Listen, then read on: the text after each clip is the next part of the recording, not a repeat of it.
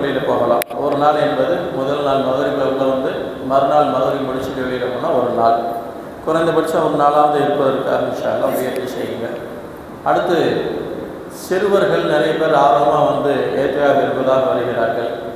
ஆனால் அவர்களை இருக்கக்கூடியவங்க கையாள முடியலை. ஏன்னா வீட்லேயும் பிள்ளைங்க அடங்கிறதில்லை. அப்புறம் இங்கே இருக்கவங்ககிட்ட எப்படி இருப்பாங்க? அதனால் சென்ற வருஷம் நிறைய குழப்பங்கள் ஏற்பட்டு போச்சு. அதனால் குறைஞ்சபட்சம் ஒரு 10 வயசுக்கு மேலே உள்ளவங்களாக இருக்கணும். அப்படிப்பட்டவங்கள பிள்ளைகளை அனுப்புங்க. அடுத்து உணவு தேவைகளை அவங்களை பார்த்துக்கணும். அடுத்து யாரும் இங்கே மெயின்டெனன்ஸுக்கெல்லாம் பராமரிப்புக்கெல்லாம் ஆள் இல்லை. அவங்கவுங்க தேவைகளை அவங்க தான் பார்த்துக்கணும். அதனால் ரொம்ப சின்ன பிள்ளைகள்லாம் அனுப்பி வைக்காதீங்க. ஆர்வக்குறைவினால் வந்துடுறாங்க, அங்கங்கே கூடி விளையாடக்கூடிய ஒரு சூழ்நிலை இருக்குது. அவைகள்லாம் தவிர்க்கணும். ஏன்னா ஒரு இபாதத்து அது வீணாக போயிடக்கூடாது. கண்ணியத்துக்குள்ள சொற்களே, இறுதி பற்றி நேர்த்தியாக என்பது அல்லாஹுடைய இறை இல்லத்திலே ஜாமியா மஸ்ஜிதில் ஏற்றியாக இருப்பது. இது 3 வகையாக இருக்குது. ஒன்று வாஜிப், இன்னொன்று சுன்னத்து, இன்னொன்று நஃபில். வாஜிப் என்பது நாம் நம்முடைய ஏதாவது ஒரு நேர்ச்சை, நம்முடைய ஏதாவது ஒரு தேவை பூர்த்தி ஆவதற்காக வேண்டி அல்லாஹ்விடத்திலே நேர்ச்சை செய்து கொண்டு 2 நாள், 1 நாள், 5 நாள், 10 நாள் என்பதாக நியத்து செய்து பள்ளியிலே இருப்பது. அந்த காரியம் நிறைவேறிவிட்டால் அந்த நேர்ச்சையை நிறைவு செய்ய வேண்டும். இப்போ 3 நாள் நோன்பு வைக்கிறேன், 2 நாள் நோன்பு வைக்கிறேன், அல்லது இந்த உயிருக்கு உயிராக நான் சதக்கா கொடுக்குறேன் அப்படின்னு நேர்ச்சி செய்கிற மாதிரி ஏற்றுக்காக நேர்ச்சையும் இருக்குது. இது வந்து வாஜிப், இது கண்டிப்பாக நிறைவேற்றியே ஆகணும். இன்னொன்று சுன்னத்து. இந்த இறுதி 10 நாட்கள், ரமலானுடைய கடைசி 10 நாட்களில் இது வந்து சுன்னத்து. ரசூலுல்லாஹி ஸல்லல்லாஹு அலைஹி வஸல்லம் இது போன்ற ஏத்திக்காக இருந்திருக்கின்றார்கள். இதில் லைலத்துல் கத்ரை அடைந்து கொள்ளக்கூடிய வாய்ப்பு நமக்கு கிடைக்கும். காரணம், ரசூலுல்லாஹி ஸல்லல்லாஹு அலைஹி வஸல்லம் ரமலானில் முதல் 10 ஏத்திக்காக இருந்தாங்க லைலத்துல் கத்ரை தேடி. அது இந்த 10 இல்லை, அடுத்த 10 என்பதாக அறிவிக்கப்பட்டுச்சு. அப்போ 2வது 10 ஸல்லல்லாஹு அலைஹி வஸல்லம் அவங்க லைலத்துல் கத்ரை தேடி ஏத்திக்காக இருந்தாங்க. அப்போ 3வது 10 இருக்கிறது என்பதாக அறிவிக்கப்பட்டுச்சு. ஆக அந்த மாதம் ரமலான் முழுக்கவே ரசூலுல்லாஹி ஸல்லல்லாஹு அலைஹி வஸல்லம் ஏத்திக்காக இருந்திருக்கிறாங்க லைலத்துல் கத்ரை தேடி. சொன்னாங்க ரசூலுல்லாஹி ஸல்லல்லாஹு அலைஹி வஸல்லம், நீங்கள் லைலத்துல் கத்ரை ஒற்றைப்படையான இரவுகளிலே தேடிக்கொள்ளுங்கள் என்பதாக ரசூலுல்லாஹி ஸல்லல்லாஹு அலைஹி வஸல்லம் சொன்னாங்க. அது எந்த இரவு என்பது எனக்கு அறிவிக்கப்பட்டுச்சு. ஒற்றைப்படையான இரவு அது எது என்பது எனக்கு அறிவிக்கப்பட்டுச்சு. அதை நான் உங்களுக்கு அறிவிப்பதற்காக வந்தபோது 2 சகோதரர்கள் தங்களுக்குள்ளே தர்க்கம் செய்து கொண்டதனால், விவாதம் செய்து கொண்டிருந்ததனால் எனக்கு மறக்கடிக்கப்பட்டு போச்சு. என்றாலும் நான் அன்றைய இரவில் சேற்றில் சஜ்தா செய்வது போல் கண்டேன் என்பதாக சொன்னாங்க. அந்த இரவில், ஒரு ஒற்றைப்படை இரவில் மழை பெய்திருந்தது என்பதாக சஹாபாக்கள் சொல்லி காட்டுறாங்க. அப்படியான ஒற்றைப்படை இரவுகளில் அந்த ஏத்திக்காக இருப்பதை கொண்டு லைலத்துல் கத்ரை நாம் அடைந்து கொள்கிறோம். ஏன்னா லைலத்துல் கத்ர் என்பது மகத்துவமிக்க ஒரு நாள், 1000 மாதங்களை விட சிறந்த ஒரு நாள். அப்படியான ஒரு நாளை அடைந்து கொள்வதற்காக வேண்டிதான் ஏத்திக்காக இருப்பதை ரசூலுல்லாஹி ஸல்லல்லாஹு அலைஹி வஸல்லம் வழமையாக கொண்டிருந்தார்கள்.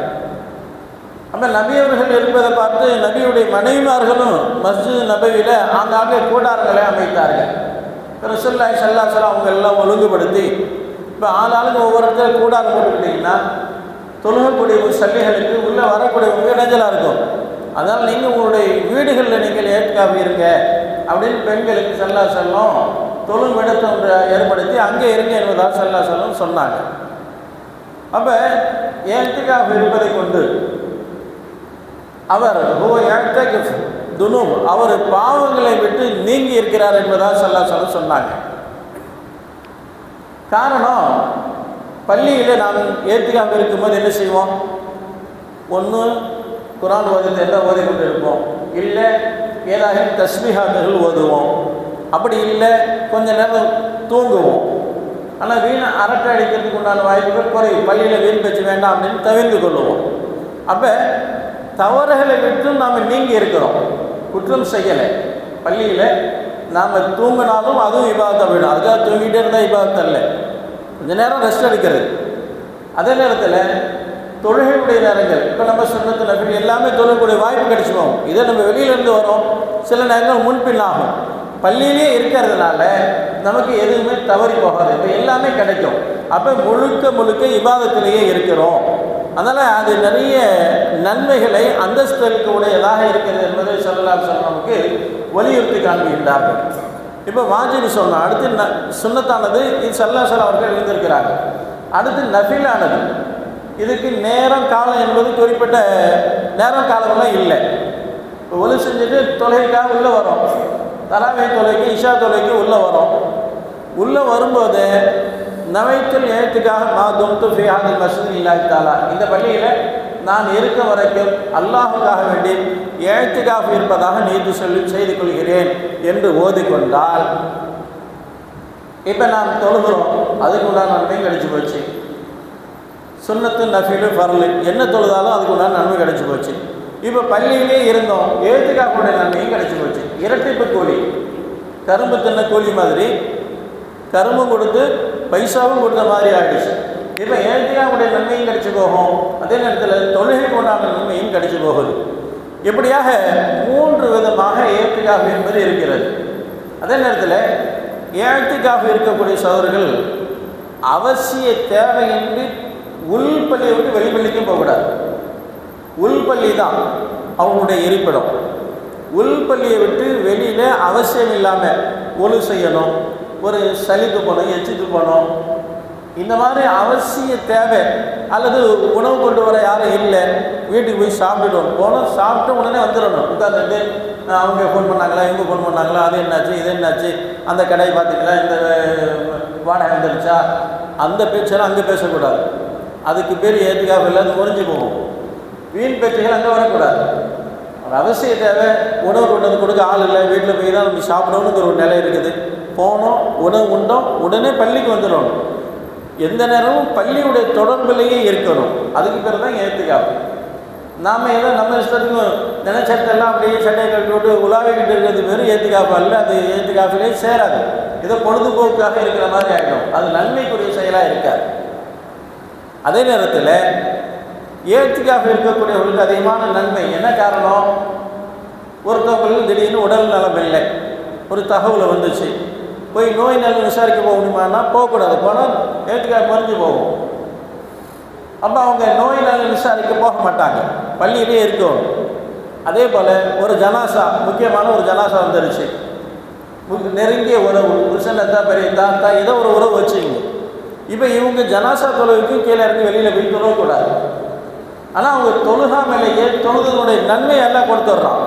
இறை இல்லத்தில் அல்லாஹுக்காக வேண்டி நம்ம ஏத்துக்காக இருக்கும்போது அந்த முழு நன்மையும் அல்லாஹ்தாலா நம்ம தொழுகாமலேயே தொழுதனுடைய நன்மையை நம்ம கொடுக்குறான்.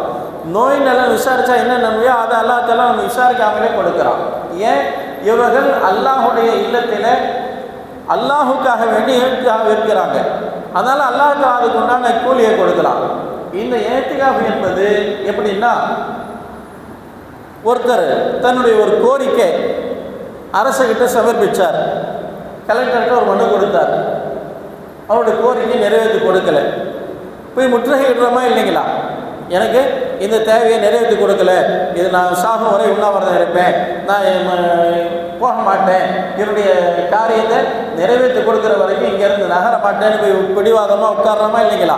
அதே மாதிரி தான் அல்லாஹ் ரப்புல் ஆலமீன் கிட்ட, யாரெல்லாம் என்னுடைய குட்டைகளை மன்னிச்சுடு, எனக்கு லைலத்துல் கத்ரை அடைஞ்சு கொள்ளக்கூடிய பாக்கியத்தை கொடு, எனக்கு 1000 கொடு, நமக்கு என்ன வேணுமோ அல்லாஹ்விடத்தில் பிடிவாதமாக கேட்பதற்காக வேண்டி இருக்கக்கூடிய இடம் தான் மஸ்ஜித். இதுதான் ஏத்திகாஃப். எப்படி நம்முடைய உலகத்தினுடைய தேவைக்காக வேண்டி பிறரை போய் நாம் அட்டாக் பண்ணுறோமோ, அதே போல் அல்லாஹ்கிட்ட எனக்கு கொடுத்தாகணும், எனக்கு வேணும் அப்படின்னு இறை சன்னிதானத்தில் எந்த நேரமும் இருப்பது. இந்த தன்மை ஏத்துக்காவில் மட்டும்தான். 5 நேரம் தொழுகைக்கு வரோம் போகிறோம் அதுவும் இல்லை. அதே நேரத்தில் பள்ளியிலேயே நம்ம இருக்கிறோம், இங்கேயே தூங்குறார், இங்கேயே சாப்பிட்றார், இங்கேயே ஓய்வெடுக்கிறார், எல்லாம் இங்கேயே. அதனால் அல்லாஹ்வுடைய நேரடி பார்வையாளர்கள் மீது அப்போ அல்லாஹ் அவருடைய கோரிக்கை இன்ஷா அல்லாஹ் கண்டிப்பாக நிறைவேற்றுவோம், அதில் மாற்றமே இல்லை. அதே நேரத்தில் ஏதோ ஏத்துக்காஃப்ங்கிற பெயரில் உள்ளே வந்துட்டோம், இங்கே உட்காந்துட்டு நம்முடைய பிஸ்னஸுகளை ஃபோன் உட்காந்துட்டு இருக்குது. நான் உடனே இங்கே உட்கார்ந்த இடத்துல இருந்து என்னுடைய பார்ட்னர்கிட்ட எங்கே அதை என்னாச்சு, இதை இப்படி செய்யுங்க, அதை அப்படி செய்யுங்க அப்படின்னு இங்கே உட்காந்துட்டு பேசுகிற துனியாவுடைய காரியங்கள் அது பேசக்கூடாது, அது தவறு. ஏன் முழுக்க முழுக்க இறை தியானத்தில் இருக்க வேண்டிய இடம் மஸ்ஜிதுங்கிறது. இங்கே உட்கார்ந்துட்டு உலகத்தினுடைய விஷயங்களை பேசக்கூடாது. தீன் சம்மந்தமாக, ஒரு ஹதீஸ் சம்மந்தமாக, ஒரு மசாயில் சம்மந்தமாக பேசுகிறோம் கேட்குறோம், அது தவறு இல்லை. ஆக இறை இல்லத்தில் நாம் ஏத்திகாஃப் என்ற பெயரில் உள்ளே வந்துட்டோம் அப்படின்னா முழுக்க முழுக்க உள் பள்ளி தான் நம்முடைய இருப்பிடம், வசிப்பிடம். இதை விட்டு நாம் வெளியில் அவசியம் உள்ள தேவைக்கு மட்டும்தான் போகணும். செந்நீர் கழிக்கணும், மலம் கழிக்கணும், ஒழுவு செய்யணும், இது நம்ம வெளியில் தான் போகணும், அது குற்றம் இல்லை. ஆனால் போனோம், தேவைகள் முடிஞ்சால் உடனே உள்ளே வரணும். அங்கே நின்று வரவங்கலாம் என்னங்க அசலாம் அவங்க நல்லா இருக்கீங்களா, நான் ஏற்றுக்காவில் இருக்கிறேங்க, என்னங்க பார்க்கணும், நான் 10 நாள் இங்கே நீர் செஞ்சு வந்துட்டேங்க அப்படின்னு அங்கே நின்று விளம்பரப்படுத்திக்கிட்டு இருக்கிறதில்ல, பேசிகிட்டு இருக்கிறது அல்ல. அதுக்கு பேர் விவாதத்தும் அல்ல. ஆக பேணுதலான முறையில் ஏத்துக்காக எழுந்து என்னுடைய முழு நன்மைகளையும் அடைந்து கொள்ளக்கூடிய பாக்கியத்தும் லைலத்துல் கத்ரை அடைந்து கொள்ளக்கூடிய பாக்கியம் அல்லாஹ் அனைவர்களுக்கும் கொடுத்து அருள் புரிவானா. ஆமீன். வாஹிர் தஅவானா